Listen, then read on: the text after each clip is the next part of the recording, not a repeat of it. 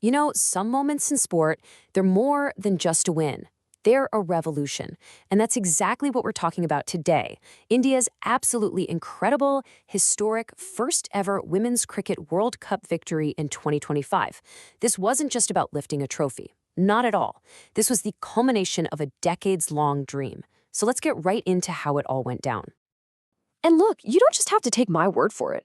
Cricket legends themselves are calling this the 1983 moment for women's cricket. Now, if you follow Indian cricket, you know that comparison is huge. I mean, 1983, that's when the men's team, as total underdogs, won the World Cup and completely kickstarted a cricket revolution in the country.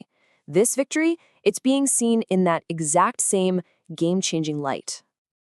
Okay, but to really get how incredible this high was, you first have to understand the history of just heartbreaking lows.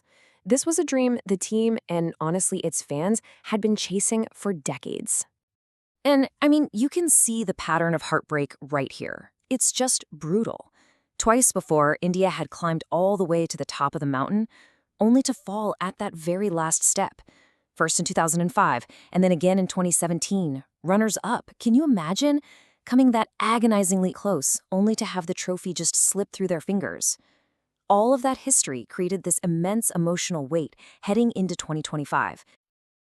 And to add to all that drama, the 2025 World Cup was held right there in India. Playing on home soil, yeah, you get massive crowds and incredible support, but you also get a level of pressure that is completely off the charts. The entire nation was watching, and they were expecting them to finally break that curse. So you'd think with all that buildup, maybe it'd be an easy ride. Nope. Their path to glory in this tournament was anything but smooth. This was a team that had to scratch and claw for every single step. Right, so the expectation was pretty simple. Home advantage would mean a nice, smooth, dominant run through the group stages. The reality? A brutal wake-up call. They took early losses to powerhouse teams like South Africa and England, which immediately put India on the back foot. Suddenly, serious doubts started creeping in about their chances. So how in the world did they turn it all around? Well, it really came down to key individuals stepping up when it mattered most. You had Shafali Verma just smashing a blistering century against New Zealand. Deepti Sharma was that reliable engine, in the middle order and with the ball. Richa Ghosh came in with these explosive finishing cameos. And steering the ship through it all was Captain Harmanpreet Kaur, who just kept a cool, strategic head. But the real turning point, the one match that just reignited that fire, it was that super high-pressure chase against their rivals, Pakistan. Nailing that win didn't just give them points on the table, it gave them back the belief and momentum they so desperately needed as they headed into the knockout stages. And believe me, they were going to need every single ounce of that belief for what was coming next.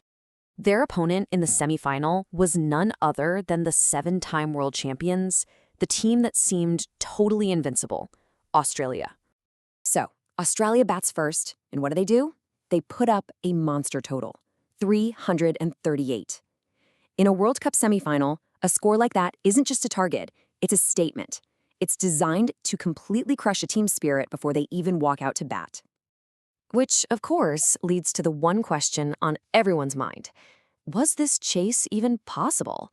I mean, history, the pressure, the sheer quality of that Australian attack, everything suggested that no, it wasn't. But India answered that question with what has to be one of the greatest partnerships in women's cricket history. Jemimah Rodriguez played the absolute innings of her life, an unbeaten 127, and she was supported by her captain, Harmanpreet Kaur, with a crucial 89. Their 178-run stand completely defied the odds and just turned the entire match on its head. And they did it. They actually did it. They chased down that monumental total with just 5 balls left to spare.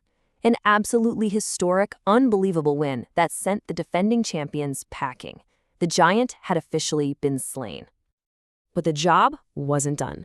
There was still one more mountain to climb.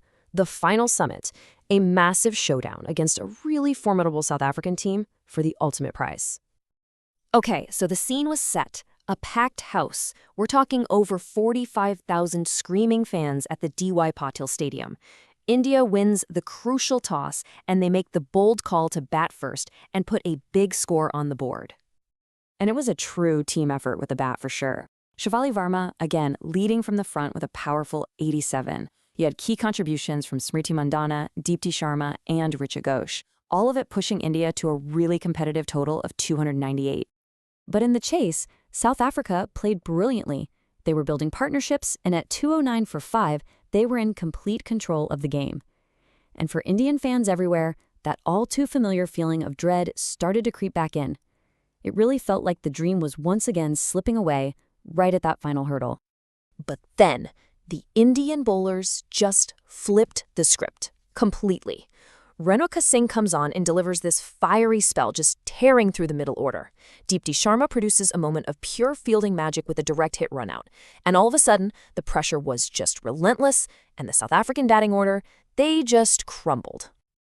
And in the end, it wasn't even close. India won by a massive margin of 52 runs. The wait was over. The dream was real. India were the champions of the world. And this brings us right back to that massive idea we started with. This victory was so much more than just a trophy. It truly was a transformative 1983 moment for women's sport in India. The impact was immediate, and it was tangible. The BCCI announced a reward of 5 crore rupees for every single player. I mean, that's a life-changing sum of money that just signals a whole new level of recognition and professional reward in the women's game. But the long-term effects, they're even more profound. This win is expected to trigger a huge surge in sponsorships and funding. It's already inspiring a whole new generation of girls to pick up a cricket bat. It totally validates the Women's Premier League as a world-class talent factory. And on the global stage, it signals a major power shift in the sport. The whole world is taking notice. And that's exactly why this victory isn't being seen as some endpoint, not at all. It's being hailed as the beginning of a new golden era for Indian women's cricket, one where they are now poised to dominate for years to come. And maybe this quote says it best. Seeing them finally lift that trophy, well, that became a symbol for millions. Because this wasn't just a cricket match. It was more than a win. It was truly a revolution.